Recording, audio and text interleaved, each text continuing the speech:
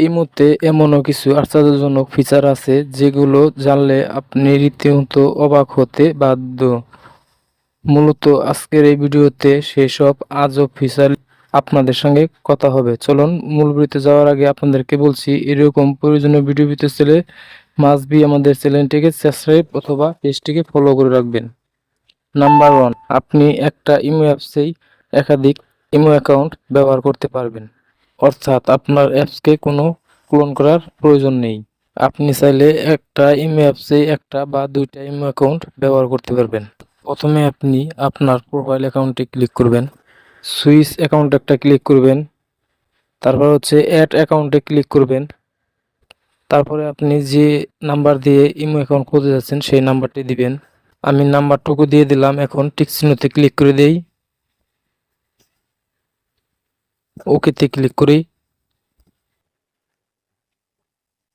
এখন তারা এই নাম্বারে একটি কোড পাঠিয়েছে, জাস্ট ওই কোডটি এখানে লিখে দিব। এখানে জাস্ট আমি একটা ইমেল অ্যাকাউন্টের নাম দিয়ে দিব।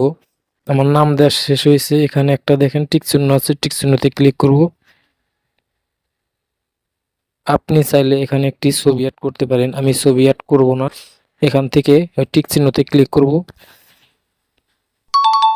দেখতে পারতেছেন আমার কিন্তু ইমেল অ্যাকাউন্টটা অ্যাক্টিভ হয়ে গেছে। আমি যদি পূর্বের অ্যাকাউন্টে ফিরে যেতে চাই তাহলে আমাকে প্রোফাইলে ক্লিক করতে হবে, সুইচ অ্যাকাউন্টে ক্লিক করব।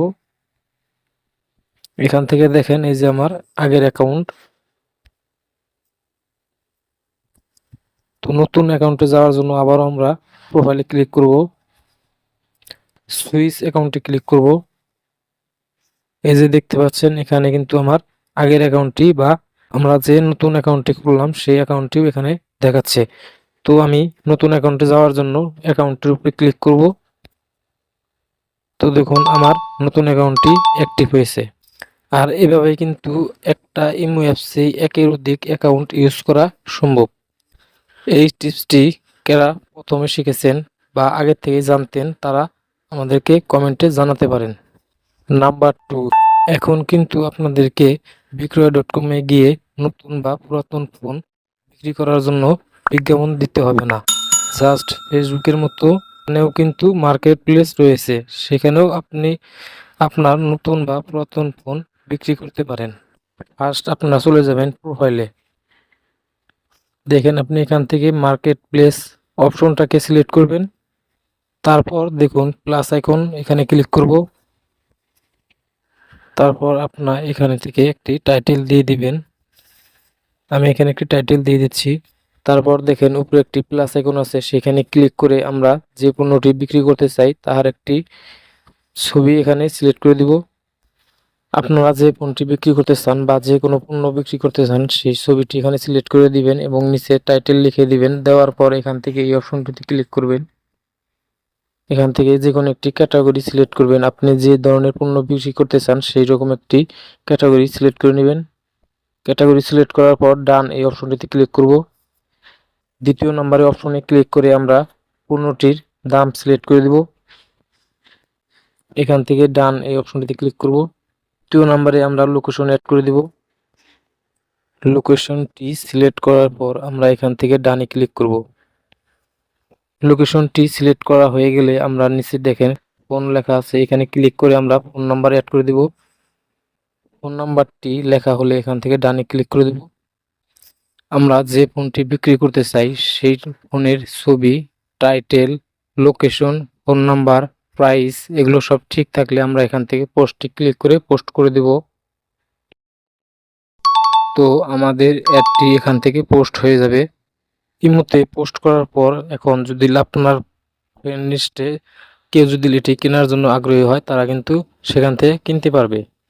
নাম্বার 3, আপনি কিন্তু এখন ফেসবুকের মতো ইমোরও প্রোফাইল লক করে রাখতে পারেন। আর প্রোফাইল লক করলে সুবিধা কি? প্রথমে হচ্ছে আপনার যে ফোন নাম্বার আছে সেটা আপনার কন্টাক্ট লিস্টের বাইরে কেউ দেখতে পাবে না। আপনার প্রোফাইলে যে ছবি আছে সেটি ডাউনলোড করতে পারবে না, স্ক্রিনশট নিতে পারবে না, বা আপনার প্রোফাইলে আপনি কি কি শেয়ার করেছেন কোনো কিছুই সে ডাউনলোডও করতে পারবে না, দেখতেও পাবে না। অর্থাৎ আপনার প্রোফাইলটা সেভ থাকবে। প্রোফাইল লক করার জন্য শুরুতে আপনি প্রোফাইলে চলে যাবেন। তারপর হচ্ছে সিকিউরিটি অ্যান্ড প্রাইভেসি, এখানে ক্লিক করবেন।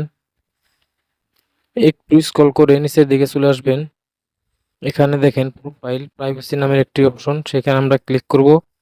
এখন এখান থেকে দেখতে পাবেন প্রোফাইল লক নামের একটি অপশন, এখানে ক্লিক করবেন। এখানে দেখুন প্রোফাইল লকটা অফ আছে, জাস্ট এখান থেকে এই অপশনটিকে অন করে দিবেন।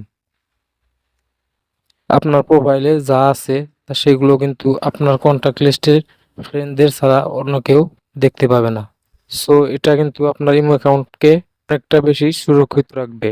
নাম্বার 4, ইমোতে প্রায় আমরা একটি সমস্যায় ভুগি, সেটা হচ্ছে ইমোতে যে কেউ আমাদেরকে অ্যাড করে নেয় বা ফোন দিয়ে ডিস্টার্ব করে। আপনি চাইলে সেটি কিন্তু বন্ধ করতে পারেন। তো এটি করার জন্য আমরা চলে যাব প্রোফাইলে, এখান থেকে সিকিউরিটি অ্যান্ড প্রাইভেসিতে চলে যাব। তারপর স্ক্রল করে নিচের দিকে চলে আসবেন। তারপর এই অপশনটিতে ক্লিক করবেন। জাস্ট ফোন নাম্বার এখানে ক্লিক করবেন। এখান থেকে নট অ্যালাউ এই অপশনটিতে সিলেক্ট করবেন। এবার বেরিয়ে চলে আসবেন। বাস আপনার কাজ শেষ। এখন যে কেউ চাইলে কিন্তু সহজেই ইমোতে অ্যাড করতে পারবে না। আপনার ইমোটা কিন্তু এখন অনেকটাই নিরাপদে থাকবে। নাম্বার 5, এখন কিন্তু ইমোতে আমাদের কন্টাক্ট লিস্টের বাইরেও যে কেউ ইচ্ছে করলে আমাদেরকে কল দিতে পারে। মানে যার নাম্বারটা আমার এখানে সেভ করা নাই সেও কিন্তু কল দিতে পারে। জাস্ট এটা কিন্তু আমাদেরকে অনেক ডিস্টার্ব করে। আপনার কন্টাক্ট লিস্টের বাইরে কেউ যেন আপনাকে কল দিতে না পারে সেজন্য আমাদেরকে প্রোফাইলে চলে যেতে হবে।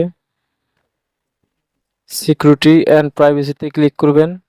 তারপর স্ক্রল করে নিচের দিকে চলে আসবেন। কল এই অপশনটিতে ক্লিক করবেন। তারপর হচ্ছে এখান থেকে নো বডি করে দিবেন। এখন আপনাকে কেউ কল দিতে পারবে না। যদি আপনি মাই কন্টাক্টটাকে সিলেক্ট করে দেন তাহলে আপনার কন্টাক্ট লিস্টে থাকা তারাই আপনাদেরকে কল দিতে পারবে। সো বিরক্তর হাত থেকে আপনি এখানেও কিন্তু নিজেকেও রক্ষা করতে পারছেন। সো গাইস, এই ছিল আজকের ভিডিও। ইমোর 5টি সেটিংস নিয়ে আপনাদের সাথে কথা হলো। সো এর মধ্যে কোনটা আপনাদেরকে ভালো লেগেছে বা কোনটি আপনারা আগে থেকেই জানতেন সেটি কমেন্টে জানাবেন অবশ্যই। আজকের মতো আমি রাসেল এখান থেকে বিদায় নিচ্ছি। আল্লাহ হাফেজ।